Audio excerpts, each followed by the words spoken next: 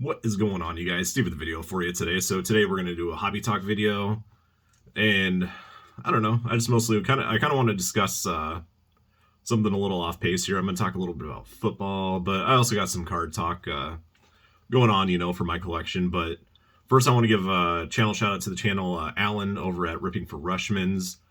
So Alan, he's been a huge supporter, and he's a big supporter of many other channels out there. As I'm making this video, I think he's sitting right around 155 subscribers, and he really should have way more. I don't know how, you see some guys just skyrocket up to, 500-600 subs in no time, and you just see some guys just struggle getting subs. So I guess it's just how it is. But as most like me, subs aren't everything. It's more about the connections you make within this community. So yeah, I just want to give Alan a shout out. Go check him out. A link to his channel in my description. So what you'll see on his channel is you're going to see he's a huge Baltimore fan. So you're going to see a lot of Baltimore Orioles and Baltimore Ravens on his channel. And he always shouts me out whenever he shares a Chicago Cubs player. And I know he collects Ryan Sandberg a lot. So you see a lot of Sandberg showing up in his videos. So yeah, please go check him out. And just an awesome part of this community, and deserves a heck of a lot more subs than what he has. And I don't think he's ever missed a video since finding me. So, he shows up. So, which is real awesome. Let's see. Now let's get into, I want to do a quick mail day. So this is from the channel Zach and Porter, and I'll leave a link to their channel in my description as well. They're a father and son combo that, they share a love for Chicago teams, and mostly the Chicago Bears in the NFL and the Chicago White Sox. But yeah, they ended up sending me a couple of cards here. So if I cannot get the glare in there. So they sent me the 85 Donruss Eric Davis rookie, and also the 85 Topps Eric Davis card. So what's funny about that is I was actually missing the 85 Eric Davis to finish off my Topps run. And they said they had an extra one, and they sent one to me. And I actually have, I've got a care package heading their way. Porter's... I love seeing, the youth involved within this hobby, and, he kind of reminds me of myself when I was collecting. You just, as a kid, I don't know how you watch some of these channels these days, and you see these young kids walking around with, a $2,000 signed 1/1 super refractor gold of Patrick Mahomes. I don't know. I don't know if it's a luck of the, but, they got a whole briefcase full of this stuff. But yeah, they collect almost like on a budget type, which is honestly how I still collected it as an adult. Yeah, so that's cool to see. Then to me, unless you're in the hobby to get rich, that's just kind of how, the hobby is.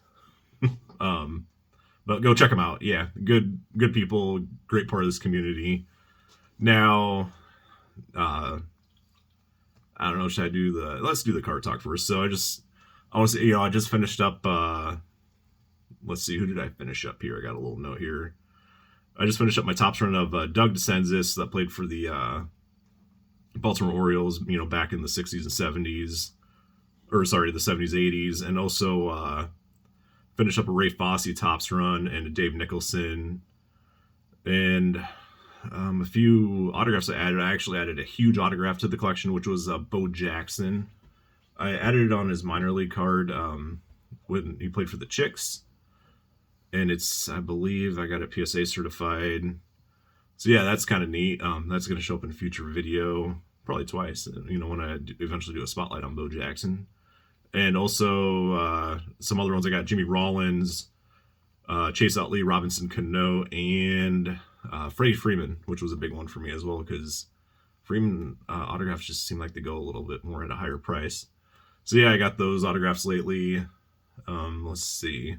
Now let's talk about something else. So football, football's among us. I just got done watching week 1. Somehow my New England Patriots beat the Cincinnati Bengals, which I honestly expected the Patriots only win maybe a couple games this year. I didn't expect them to beat the Bengals, honestly. But they did it. It was ugly, but, most of these NFL week 1 games seem pretty ugly. The Bills seem pretty dominant, which kind of surprised me, and the New Orleans Saints. But other than that, I honestly think almost every other team was looked real sluggish or still trying to identify themselves. A lot of young quarterbacks out there starting week one. Let's go into some of my college. So Nebraska Cornhuskers, my college team. They started the year off 2-0. They're finally making some small waves in the kind of in the media world, and people are slowly talking about them again. And our defense has to be one of the best out there in college football. I know that stat wise they're top 10, but I feel like they're actually honestly a little bit better than that. They held Shador Sanders to pretty much. I don't know. He just kind of quit the game with 2 minutes left. I'd say. I don't. He just took such a beating. I don't know how many sacks. They had several sacks on him again this year when they played him, and they finally got the better of him. Which leads to Nebraska's offense. It still looks real suspect, but it's better than last year. They're not turning the ball over, which was a huge thing last year for Nebraska's offense. Starting, between Jeff Sims was just a train wreck to watch, and Chubba Purdy, Brock Purdy's brother, wasn't much better. But it is progress, and they got a saying around here in the Nebraska area about Matt Rule. It's like, have you drank the Rule-Aid yet? He's gotten us believing a little bit. Back. We all want the old '90s Nebraska back. It's I don't know if you don't really follow college football so 90s football in Nebraska was, we played teams and we beat teams, but teams actually, they were afraid to play us outside of your big Florida schools and Oklahoma.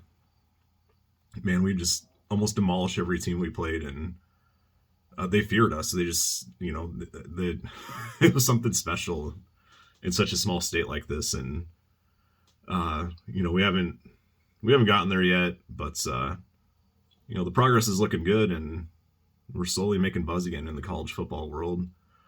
I don't know what's going on with Colorado. They just seem like they're a mess right now, and who knows what's going to happen with Coach Prime. A lot of people think once his kids are gone, he's gone. So I don't know if they just did that if he did that to get his kids a bigger exposure in the college football world, or what the deal is. So, good luck to the Buffaloes, honestly. We have such a rival with them from years past. And let's see. That's about all I want to do. We're almost at the 8-minute mark. But yeah, good luck to everybody's NFL teams, college teams. Baseball season's winding down. So yeah, it's, just that time of year. Please go check out Alan Ripping for Rutschman's, and appreciate you guys' support. Take care and stay safe, everybody.